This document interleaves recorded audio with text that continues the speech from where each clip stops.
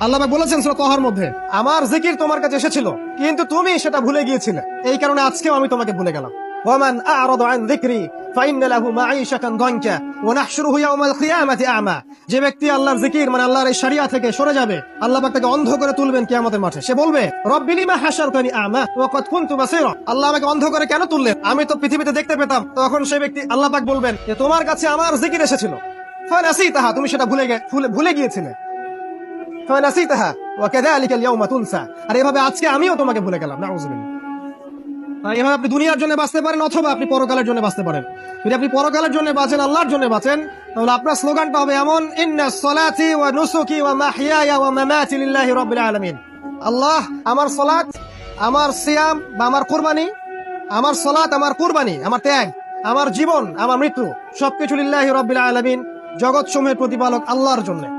যদি আমরা আল্লাহর জন্য বাঁচতে চাই তাহলে আল্লাহ এবং তার রাসূলের সমস্ত বিধান মেনে চলতে হবে, দ্যাটস অল। এবং জীবনের উদ্দেশ্য ফিক্স করতে হবে।